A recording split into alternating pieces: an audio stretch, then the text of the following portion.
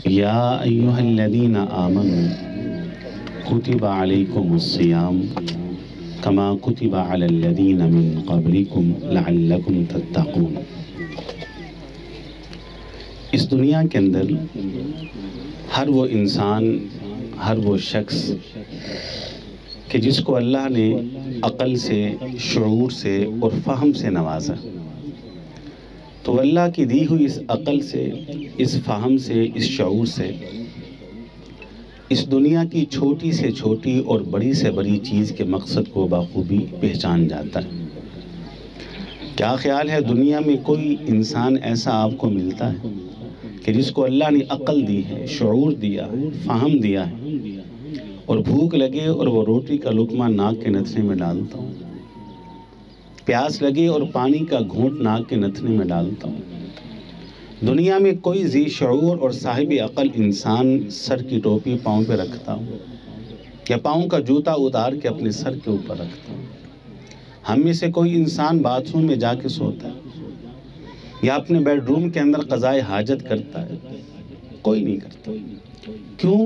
मैं और आप अच्छी तरह से जानते हैं कि रोटी का लुक़मा वो नाक के नथने में नहीं बल्कि मुंह के रास्ते पेट की भूख को ख़त्म करने के लिए।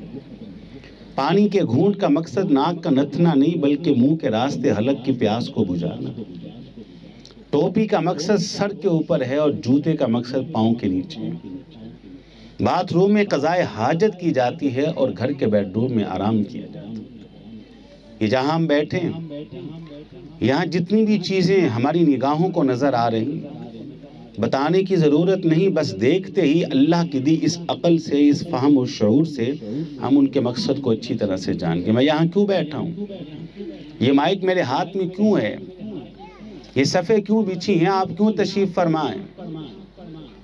हर चीज़ के मकसद को हमने पहचाना। लेकिन दुख और अफसोस की बात ये है कि ये इंसान के जिसको अल्लाह ने अक़ल, शऊर और फ़हम दी, उस फ़हम और शऊर और अक़ल से इसने दुनिया की छोटी से छोटी और बड़ी से बड़ी चीज़ के मकसद को अच्छी तरह से पहचान लिया। लेकिन जमी कायनात के इंसानों में से ज़्यादातर उन लोगों की तादाद है कि जिनको अपनी ज़िंदगी के मकसद का पता ही नहीं है। अक्सरियत इंसानों की वो है कि जिन्हें अपनी ज़िंदगी के मकसद का पता ही नहीं कि अल्लाह ने उन्हें किस लिए पैदा किया। और ये बात कोई गलत नहीं है, कोई मुबालगा नहीं है, बिल्कुल हकीकत है। इंसान की ज़िंदगी का मकसद क्या था? वमा खलक़तुल जिन्न वल इंसा इल्ला लियअबुदून। एक ही मकसद के लिए जमी कायनात के इंसानों को पैदा किया गया और जिन्नात को पैदा किया गया, इल्ला लियअबुदून, ताकि वो अल्लाह की इबादत करें और बंदगी करें। पहली बात तो ये कि इंसानों की अक्सरियत अपनी ज़िंदगी के मकसद से बिल्कुल नावाकिफ़। और दूसरी परेशानी क्या है? वो ये है कि जिन लोगों को अपनी ज़िंदगी के मकसद की आगाही है, जो इबादत गुजार हैं, नमाज 5 वक़्त की पढ़ते हैं, हर साल रमज़ान में रोज़ा रखते हैं, माल है तो उसकी ज़कात देते हैं, बैतुल्लाह हज के लिए, तवाफ़ के लिए रवाना रहते हैं, तहज्जुद की पाबंदी करते हैं, दावत का, तबलीग का काम करते हैं, इबादत और बंदगी के अंदर जिस्म को थका रहे हैं। उनमें से अक्सरियत, ज़्यादा तादाद उन लोगों की है कि जिनको इबादत के मकसद का पता ही नहीं है। इंसानों की अक्सरियत को अपनी ज़िंदगी के मकसद का कुछ पता नहीं, और जिन लोगों को अपनी ज़िंदगी के मकसद की आगाही है कि अल्लाह की इबादत, दुकान बंद करके, मसरूफियात को तर्क करके नमाज के लिए आते हैं, हर साल रमज़ान के महीने में रोज़ा रखते हैं, जिस्म को भूख और प्यास के साथ अज़ियत और तकलीफ़ देते हैं, कुरान की तिलावत करते हैं, सदका खैरात करते हैं, तहज्जुद की पाबंदियाँ करते हैं, दीगर आमाल सालिहा कर रहे हैं। इन लोगों में अक्सरियत उन लोगों की है कि जिनको इबादत की नतीजे, रिज़ल्ट और मकसद का पता है कि इबादत अल्लाह ने क्यों फ़र्ज़ की। अल्लाह ताला ने जब इबादत की बात की तो उसका जो मकसद अल्लाह ने बयान किया वो बड़ा अजीब है। वो क्या है? या अय्युहन्नासु उअ्बुदू रब्बकुमुल्लज़ी खलक़कुम वल्लज़ीना मिन क़ब्लिकुम लअल्लकुम तत्तक़ून। ए लोगो, अपने उस रब की इबादत करो जो तुम्हारा खालिक है, نہ صرف یہ کہ تمہارا خالق بلکہ تم سے پہلے جتنے بھی انسان دنیا کے اندر آئے وہ سب کا خالق ہے. اور عبادت کیوں کرو؟ لعلکم تتقون، تاکہ تمہارے اندر کچھ تقوی پیدا ہو جائے. روزے کی بات ہوئی تو یہی کہا کہ یا ایھا الذین آمنوا کتب علیکم الصیام کما کتب علی الذین من قبلکم لعلکم تتقون. اے ایمان والو، تم پر روزہ فرض جس طرح تم سے پہلے لوگوں پر روزہ فرض تھا. کیوں فرض کیا ہے؟ لعلکم تتقون، تاکہ تمہارے اندر تقوی پیدا ہو جائے. یہاں عجیب بات میں نے اس لیے کہی ہے، اللہ نے یہ نہیں کہا کہ اللہ کہ تم میری عبادت کرو جنت میں جاؤ، عبادت کرو جہنم سے بچا لیے جاؤ گے. حالانکہ عبادت کا مین مقصد تو یہی، مرکزی مقصد تو یہی ہے نا، انسان جنت میں چلا جائے اور جہنم سے بچ جائے. اللہ نے یہاں وہ مقصد بیان نہیں کیا.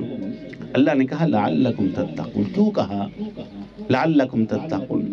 اگر مالک یہ بات کہتے ہیں کہ تم عبادت کرو، روزہ رکھو، نماز پڑھو، حج کرو، جنت میں جاؤ گے اور جہنم سے بچا لیے جاؤ گے، تو انسان کی عقل چونکہ ناقص ہے، کم ہے، تو اس کے ذہن کے اندر یہ خیال آتا کہ عبادت کریں گے تو ثمر اور نتیجہ تو آخرت میں ملے گا. اللہ نے اتنا بڑا صلہ بتا دیا، نتیجہ بتا دیا کہ لعلکم تتقون، تمہارے اندر تقوی پیدا ہوگا. اور یہ تقوی وہ چیز ہے جس سے تمہاری دنیا بھی بہتر ہو جائے گی، آخرت بھی بہتر ہو جائے گی.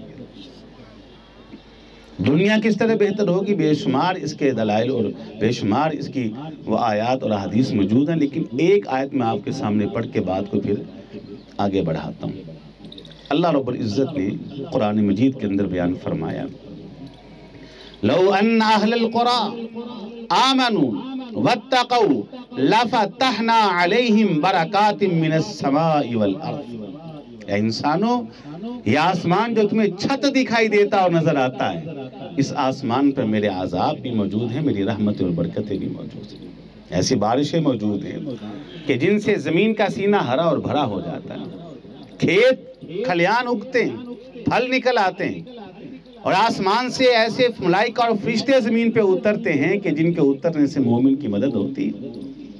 لیکن اسی آسمان کے اوپر میں نے ایسے عذاب بھی رکھے ہیں، عذاب کے کوڑے بھی رکھے ہیں. اسی آسمان سے ایسی برسات بھی ہوتی ہے جو سیلاب کی شکل اختیار کر جاتی ہے، دیہاتوں کے دیہات، شہروں کے شہر تباہ ہو جاتے ہیں. اسی آسمان سے پتھروں کی برسات بھی ہوتی رہی. اور یہ زمین جو تمہیں بچھونا نظر آتی ہے، اس زمین کے نیچے میری رحمتیں برکتیں بھی ہیں، میرے عذاب بھی. اسی زمین کے نیچے پانی کی نعمت، پیٹرول کی نعمت، معدنیات کی نعمت، اسی زمین کے اندر سے اناج اگتا ہے، تمہارے رزق کا انتظام ہوتا ہے. لیکن اسی زمین کے نیچے لاوے بھی موجود ہیں، اسی زمین کے نیچے زلزلے بھی موجود ہیں، اسی زمین کے اندر زندہ دھنسائے جانے کے عذاب بھی موجود ہیں. مالک کہتے ہیں لو ان اہل القرى آمنوا واتقوا لفتحنا علیہم برکات من السماء والارض. جب کوئی قوم ایمان اور تقوی کو اختیار کر لیتی ہے تو میں آسمان کے سارے عذاب روک لیتا ہوں، زمین کے سارے عذاب روک لیتا ہوں، اور آسمان اور زمین کی ساری رحمتوں کے دروازے اس قوم پہ کھول دیتا ہوں. سارے دروازے کھل جاتے ہیں. اللہ تعالیٰ نے پچھلی قوموں کا ذکر کیا، اس کے بعد اس آیت کو نازل کیا. اللہ کہا کسی کے اوپر میں نے ٹڈیوں کا عذاب، کسی کے اوپر جوؤں کا عذاب، کسی کے اوپر مینڈکوں کا عذاب، کسی کے اوپر خون کا عذاب، کسی کے چہرے کو بندر و خنزیر کے چہرے میں تبدیل کر دیا گیا، کسی کو زندہ زمین کے اندر دنسا دیا گیا، کسی قوم کے اوپر تیز آندھیوں کا عذاب، کسی کے اوپر سیلاب کا عذاب. تب اللہ نے کہا لو ان اہل القرى آمنوا واتقوا، کاش یہ بستیوں والے ایمان لے آتے اور متقی بن جاتے، پھر زمین و آسمان کے عذاب نہیں بلکہ رحمت اور برکتوں کے دروازے ان کے لیے کھل جاتے. دنیا میں رحمت اور برکتوں کا دروازہ کھل جاتا ہے کہ جو انسان تقوی اختیار کرتا. کیونکہ میری گفتگو کا موضوع نہیں، میں آپ کو جو بتانا چاہتا ہوں وہ یہ ہے کہ لعلکم تتقون. کیا بتا ہے، عمر گزر گئی میری نماز پڑھتے پڑھاتے، عمر بیت گئی آپ کی نماز پڑھتے پڑھاتے. جو 60 سال کے ہیں 50 سال تو ہو گئے روزہ رکھتے ہوئے، جو 50 سال کی عمر کے ہیں 40 برس تو ہو گئے روزہ رکھتے ہوئے، جو 40 کے ہیں ان کو 30 سال تو ہو گئے روزہ رکھتے ہوئے، جو 30 کے ہیں 20 سال تو کم از کم روزہ رکھتے ہوئے ہو گئے. لیکن آج بھی ہم اسی اسیشن پہ کھڑے ہیں جس سے 40 سال پہلے جان کھڑے تھے. کیا وجہ ہے؟ 40 سال پہلے بھی میں داڑھی مونڈا تھا، آج بھی داڑھی مونڈا ہوں۔ 30 سال پہلے بھی جھوٹا تھا، آج بھی جھوٹا ہوں۔ 20 سال پہلے بھی میرے منہ سے تمباکو اور سگریٹ کی بو آتی تھی، اب بھی آتی۔ 50 سال پہلے بھی میں باغی اور نافرمان تھا، آج بھی میں باغی اور نافرمان ہوں۔ کوئی روزہ مجھ کو نہ بدل سکا، کوئی سحری مجھ کو نہ بدل سکی، کوئی افطاری مجھ کو نہ بدل سکی، کوئی واز مجھ کو نہ بدل سکا، کوئی نماز مجھ کو نہ بدل سکی، کوئی سجدہ کوئی رکوع مجھ کو بدل نہ سکا، قرآن کی کوئی آیت مجھ کو نہ بدل سکی، کوئی حدیث مجھ کو بدل نہ سکی۔ اس کی وجہ کیا ہے؟ لعلکم تتقون۔ میں نے روزہ تو رکھا ہے، لعلکم تتقون، تقوی کی بنیاد پہ نہیں رکھا۔ نماز تو میں نے پڑھی ہے، لعلکم تتقون، اس بنیاد کے اوپر نہیں پڑھی۔ میں مال تو اللہ کی راہ میں خرچ کرتا رہا، لیکن لعلکم تتقون، جو عبادت کا مقصد تھا، میں اس مقصد کو بھول کے سب کچھ کرتا رہا۔ سچ ہے، اللہ کی قسم اٹھا کے کہتا ہوں، جب قرآن کی اس آیت کو سامنے رکھ کے لعلکم تتقون، انسان لعلکم تتقون کی بنیاد پر عبادت کرتا ہے نا، وہ کیفیت کیا ہوتی ہے؟ پھر کیفیت یہ ہوتی ہے کہ انسان قیام میں کھڑا ہے اور قرآن کی تلاوت کر رہا ہے تو اس کا دل چاہتا ہے کاش ساری زندگی قیام کی حالت میں رہوں، ایسے ہی منہ تک چلے۔ رکوع میں جھکا تو دل کے اندر کیا خواہش پیدا ہوتی ہے؟ کاش ساری عمر اللہ کے سامنے رکوع میں گزر جائے اور میں سبحان ربی العظیم کہتا رہوں اور مجھے موت آ جائے۔ ناک ماتھا زمین پہ رگڑتا ہے اور سجدہ کرتا ہے تو اس کے دل کے اندر لعلکم تتقون، تقوی کی بنیاد پہ جب یہ کرتا ہے تو دل کے اندر یہ خواہش پیدا ہوتی ہے کاش کاش کاش ساری عمر سجدے میں رہوں، اسی حالت میں موت آ جائے۔ وہ تسبیح کے گیت گاتا ہے سبحان اللہ سبحان اللہ سبحان اللہ، جیسے جیسے وہ سبحان اللہ کہتا جاتا ہے اللہ کی قسم اس کی پیاس اور بڑھتی چلی جاتی ہے، وہ الحمدللہ کہتا ہے اس کی بھوک اور زیادہ بڑھ جاتی ہے، وہ لا الہ الا اللہ اللہ اکبر کے گیت گاتا ہے اس کی خواہش اور تمنا اور بڑھ جاتی ہے، کاش کچھ وقت اور ذکر کر لیتا، کاش کچھ وقت اور ذکر کر لیتا۔ انسان جب روزہ رکھتا ہے نا، پھر اس کے بعد جب اللہ کی رضا کے لیے لعلکم تتقون کی بنیاد پہ رکھتا ہے تو اس کے دل کے اندر خواہش ہوتی ہے کاش رمضان ختم نہ ہو، میں روزے رکھتا رہوں۔ حقیقت ہے، میں نے کیا کہا کہ انسانوں کی اکثریت اپنی زندگی کے مقصد سے ناشنا، غافل، اور جن کو اپنی زندگی کے مقصد کا علم ہے عبادت کرتے، انہیں عبادت کے مقصد کا پتہ نہیں کہ عبادت اللہ نے فرض کس لیے کی تھی۔ یہی وجہ ہے کہ آج بھی ہم بگڑے ہوئے ہیں، 20 سال پہلے بھی بگڑے تھے، ویسے کہ ویسے ہیں، کوئی تبدیلی آ نہیں رہی۔ پھر ہماری حالت تو بڑی عجیب ہے، بڑی معذرت کے ساتھ ہماری حالت تو اتنی عجیب ہے کہ رمضان المبارک کا مہینہ آتا ہے، چاند ہم رمضان کا دیکھتے ہیں، تیاری عید کی شروع کر دیتے ہیں۔ چاند رمضان کا نظر آیا ہے، تیاری عید کی، لباس کون سا پہنیں گے، جوتا کون سا ہوگا، پچھلے سال کون سا رنگ پہنا تھا، تبدیل ہونا چاہیے، عید کی چھٹیاں ہیں، چھٹیوں میں کہاں جانا ہے، کہاں نہیں جانا، کس نے ہمارے پاس آنا ہے، ہم نے کس کے پاس جانا ہے، اور اللہ کے بندے تو نے چاند تو رمضان کا دیکھا ہے اور تیاری عید کی شروع کرتی ہے۔ حالہ چاہیے تو یہ تھا کہ چاند رمضان کا نظر آیا ہے، تیاری سحری کی، افطاری کی، قیام اللیل کی، قرآن کی تلاوت کی، ذکر اذکار کی، توبہ استغفار کی، بخشش اور مغفرت کے حصول کی، اللہ سے معافی مانگنے کی تیاری ہوتی، اللہ کے سامنے کھڑے ہونے کی تیاری کرتے، قبر کی تنہائیوں، اندھیروں اور تاریکیوں کی تیاری کرتے، اللہ کے سامنے کھڑے ہو کر حساب اور کتاب دینے کی تیاری کرتے، حوض کوثر کے پانی کی تیاری کرتے، حشر کے میدان کے اندر عرش کے سائے کے حصول کی، انبیاء کی صحبت کی، صلحاء کے ساتھ کی، جنت میں داخلے کی، جنت میں رب کے دیدار کی تیاری تو ان کاموں کی کرنی چاہیے تھی، لیکن چونکہ لعلکم تتقون وہ بنیاد ہمارے پاس نہیں ہے جو بنیاد انسان کو اس تیاری کے لیے کھڑا کرتی ہے، لعلکم تتقون۔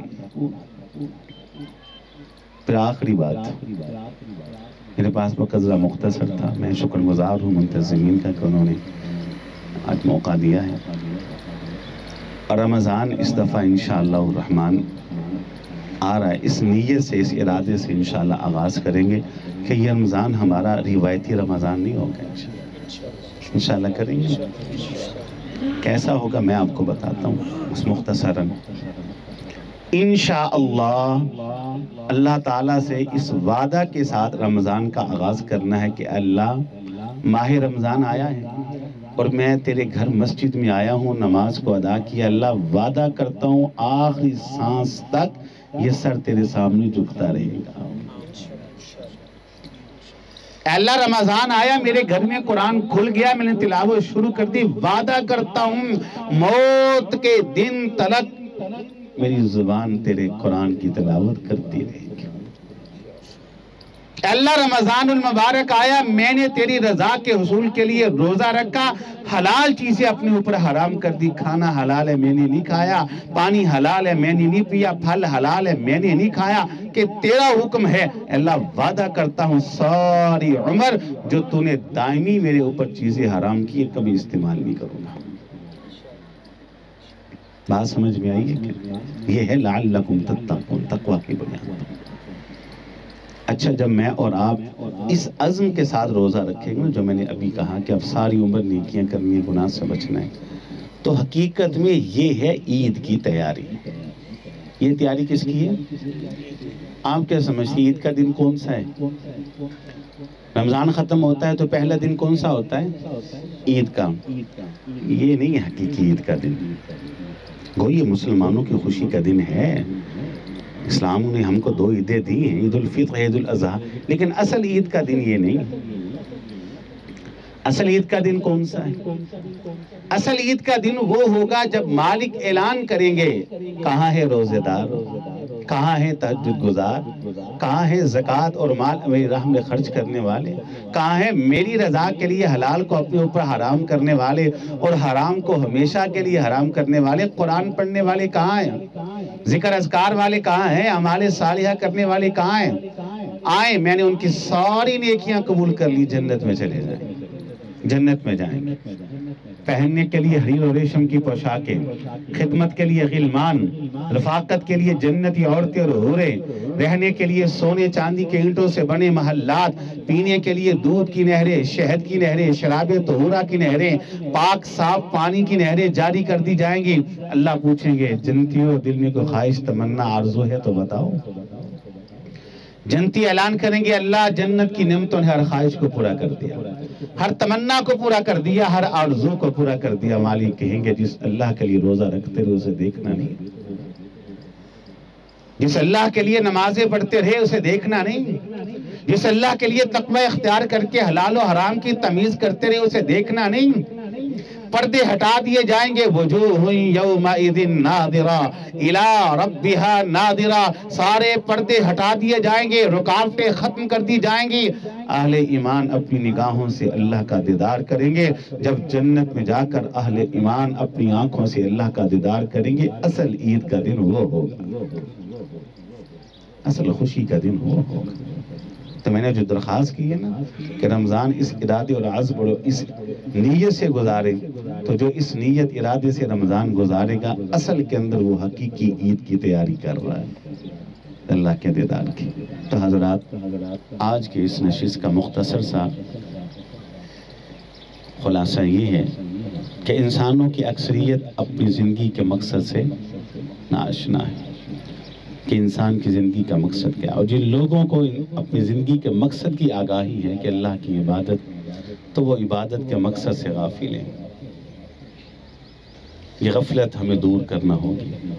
تو اللہ تعالیٰ سے میں اس دعا کے ساتھ اور منتظمین کے شکریہ کے ساتھ اپنی دعا کو خط پر مکمل کرتا ہوں، اپنی بات کو خط پر مکمل کرتا ہوں کہ مالک تیرے اس گنہگار بندے نے جتنی باتیں بھی کی وہ آپ کی توفیق اور آپ کی مدد سے کی، اس میں جو حق ہے، سچ ہے، سمجھ کے عمل کی توفیق عطا فرما، اور جو غلطی اور کوتاہی ہے درگزر کرتے ہوئے اصلاح کی توفیق عطا فرما۔ وآخر دعوانا ان الحمد للہ رب العالمین۔